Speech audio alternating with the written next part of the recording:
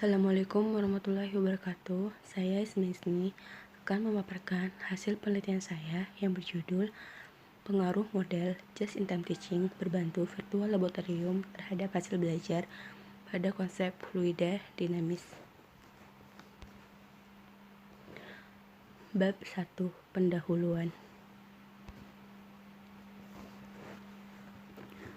Berdasarkan hasil wawancara dan observasi dari beberapa sekolah di SMA Negeri Kabupaten Tangerang, diketahui terdapat masalah, yaitu terkait hasil belajar peserta didik, yang mana ketuntasan fisika pada materi fluid dinamis masih 55%, dan biasanya guru mengajarkan materi fisika khususnya fluid dinamis hanya secara persamaan matematis saja.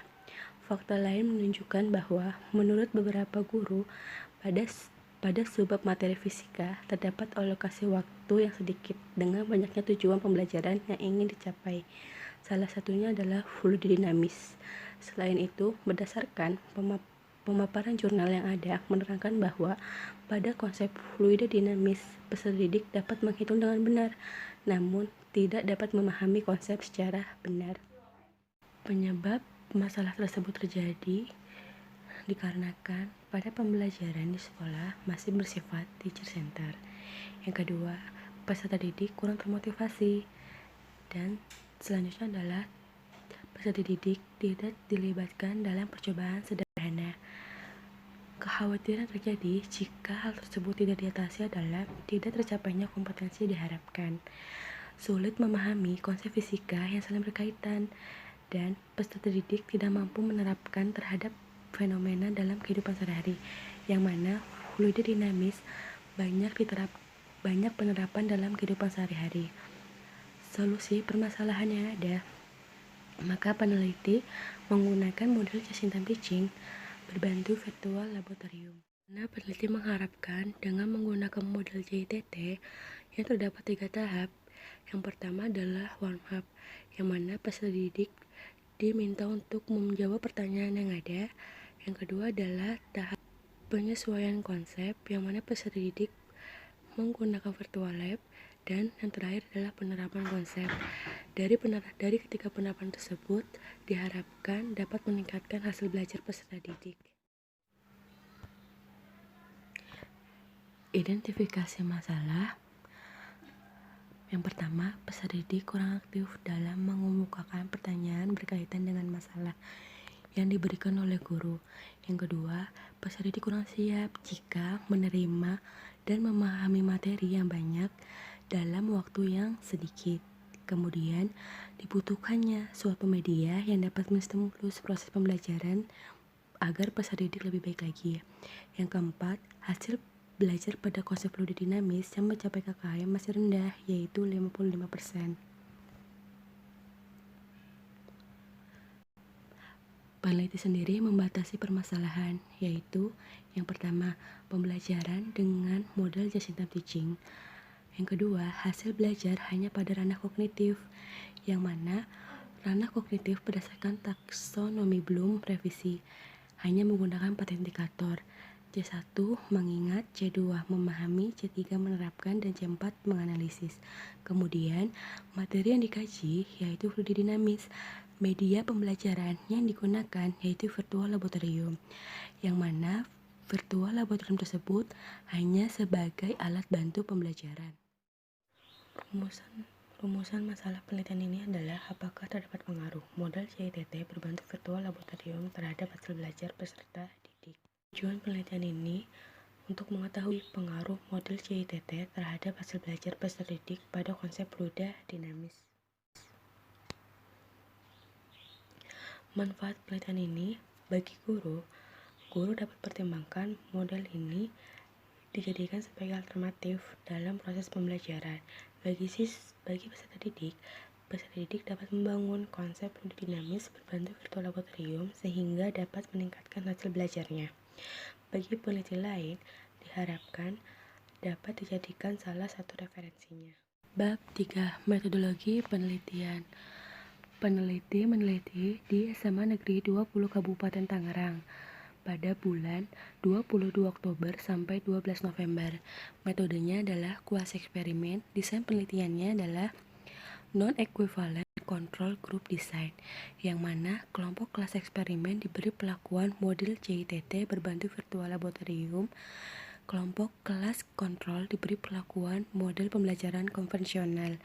Variabel bebas, model CITT, variabel terikat, hasil belajar. Populasinya adalah seluruh kelas 11 MIPA di SMA 20 Kabupaten Tangerang pada tahun ajar 2019-2020. Sampelnya adalah pada kelas eksperimen 11 MIPA 3, pada kelas kontrol 11 MIPA 5. Prosedur penelitiannya terbagi menjadi 3 tahap. Tahap persiapan, tahap pelaksanaan, dan tahap akhir. Yang mana pada tahap persiapan, peneliti melakukan studi pendahuluan di beberapa SMA negeri Kabupaten Tangerang dari wawancara dan observasi, kemudian merumuskan masalah tersebut, lalu menyusun RPP dan instrumen tes, menyelesaikan perizinan, menguji kelayakan instrumen penelitian, menganalisis dasar uji kelayakan instrumen. Pada tahap pelaksanaannya, peneliti melakukan pretest di sekolah yang sudah ditetapkan, pembelajaran menggunakan model CT, lalu pada akhir pembelajaran dilakukan post-test, dan tahap akhirnya adalah menganalisis data hasil penelitian, menguji hipotesis yang sudah dibuat, dan membuat penarikan kesimpulan penelitian. Teknik pengumpulan data.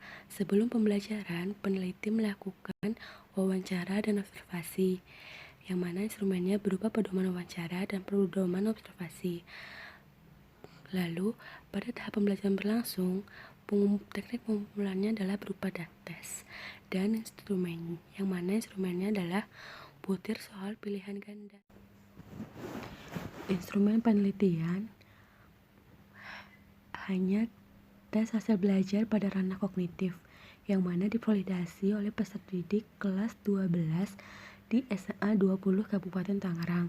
Diperoleh hasil uji validitas tersebut dari jumlah soal 30, diperoleh jumlah soal yang valid sebanyak 22 soal, dengan presentasi soal valid tersebut adalah 73,3%.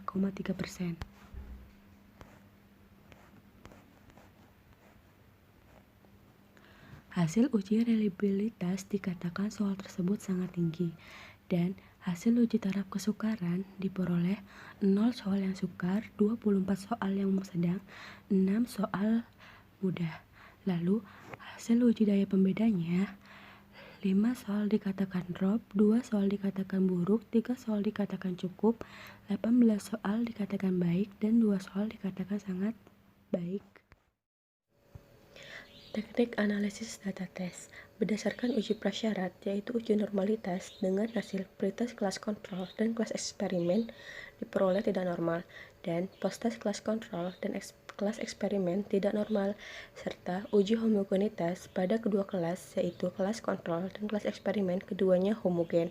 Maka uji analisis yang digunakan adalah uji Mann-Whitney karena data berdistribusi tidak normal, yang mana hipotesis statistiknya adalah H0 atau hipotesis 0 diterima apabila rata-rata hasil belajar peserta didik kelas eksperimen yang diberikan perlakuan model CITT sama dengan hasil belajar peserta didik kelas kontrol. Hipotesis alternatif diterima jika rata-rata hasil belajar peserta didik kelas eksperimen tidak sama dengan rata-rata hasil belajar peserta didik kelas kontrol. Bab 4. Hasil penelitian dan pembahasan. Dari tabel, kita lihat hasil perhitungan pretest dan posttest kelas kontrol dan kelas eksperimen dengan skor maksimum sebesar 22. Berdasarkan grafik di atas, menunjukkan bahwa pada kelas kontrol dan kelas eksperimen memiliki skor rata-rata pretest yang berbeda. Skor rata-rata pada kelas kontrol lebih tinggi daripada kelas eksperimen, yaitu 6,39, sedangkan skor rata-rata kelas eksperimen sebesar 5,75, dan skor skor rata-rata post-test berbeda juga, yang mana kelas eksperimen lebih tinggi dari kelas kontrol, yaitu 16,8 dan skor rata-rata kelas kontrol sebesar 14,48. Hal itu menunjukkan bahwa kedua kelas mengalami peningkatan setelah diberi perlakuan yang berbeda. Gambaran hasil belajar peserta didik ranah C1 pada pretest diperoleh persentase kelas eksperimen lebih tinggi dari kelas kontrol setelah diberi perlakuan yang mana keduanya sama mengalami peningkatan persentase sebesar 92% pada kelas kontrol dan kelas eksperimen. Selanjutnya adalah gambaran hasil belajar peserta didik pada ranah kognitif C2, yang mana persentase pretest pada kelas kontrol lebih tinggi dari kelas eksperimen. Kemudian setelah diberlakukan, post-test kelas eksperimen mengalami persentase peningkatan lebih tinggi dari kelas kontrol. Pada hasil belajar peserta didik ranah kognitif C3, yang mana persentase kelas kontrol dan kelas eksperimen tidak mengalami jauh berbeda, yaitu 24% dan 23%.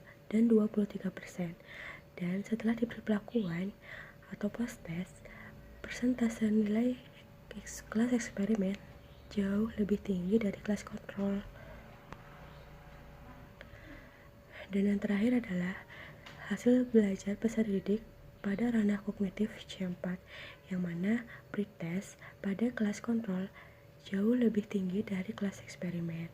Dan setelah diberi perlakuan atau post-test, kelas kontrol lebih rendah dari kelas eksperimen. Berdasarkan pemaparan, dapat disimpulkan hasil belajar ranah kognitif C1, C2, C3, dan C4 kelas eksperimen lebih tinggi dari kelas kontrol. Hal ini menunjukkan bahwa kelas eksperimen yang diberi perlakuan dengan model CITT lebih unggul dalam meningkatkan kemampuan ranah kognitif. Berdasarkan uji prasyarat, yaitu uji normalitas dengan hasil, kita bisa lihat pada tabel yang mana kita perhatikan kriteria pengambilan keputusan. Jika signifikan lebih kecil atau sama dengan taraf signifikan yang sebesar 0,05, maka H0 ditolak dan hasil diterima.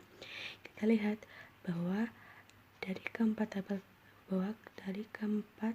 tersebut lebih kecil dari 0,05, maka keempat data tersebut merupakan data tidak terdistribusi normal. Berdasarkan uji prasyarat, selain normalitas, ada juga uji homogenitas. Kita bisa lihat hasil output pretest diperoleh 0,34 dan post-test 0,974, yang mana kriteria pengambilan keputusan adalah jika signifikan lebih besar dari taraf signifikan atau 0,05, maka H0 diterima dan H1 ditolak. Hal ini menunjukkan bahwa varian dari kedua kelas tersebut adalah homogen. Maka uji analisis yang digunakan adalah uji Mann-Whitney karena data berdistribusi tidak normal. Kita bisa lihat pada output pretest diperoleh 0,066, menunjukkan bahwa hal tersebut lebih besar dari taraf signifikan 0,05, maka H0 diterima dan H1 ditolak. Dapat disimpulkan bahwa pada pretest tidak terdapat perbedaan rata-rata hasil belajar peserta didik pada kelompok eksperimen dan kelompok kontrol. Pada post-test kita bisa lihat hasil output pengolahan data sebesar 0,00, menunjukkan bahwa hal tersebut lebih kecil atau lebih kecil sama dengan dari taraf signifikannya 0,05, maka H0 ditolak dan H1 diterima. Dapat disimpulkan bahwa terdapat perbedaan rata-rata hasil belajar peserta didik pada kelompok eksperimen dan kontrol. Bab 5. Kesimpulan dan saran. Maka dapat disimpulkan bahwa penelitian ini dengan model CITT berbantu virtual laboratorium berpengaruh terhadap hasil belajar peserta didik. Berikutnya adalah saran. Menurut peneliti memberikan saran, yang pertama, Model pembelajaran JTT dapat digunakan dengan konsep fisika yang lain. Yang kedua, untuk dalam pelaksanaan warm up, sebaiknya diberikan jangka waktu yang lama, kurang lebih 1 minggu sebelum pembelajaran, agar peserta didik lebih leluasa dalam mencari dan menjawab pertanyaan yang diberikan. Yang ketiga, hasil penelitian akan mencapai dengan maksimal jika ditambahkan wawancara kepada peserta didik, kelas eksperimen sebagai data non-tes. Sekian presentasi dari saya. Wassalamualaikum warahmatullahi wabarakatuh.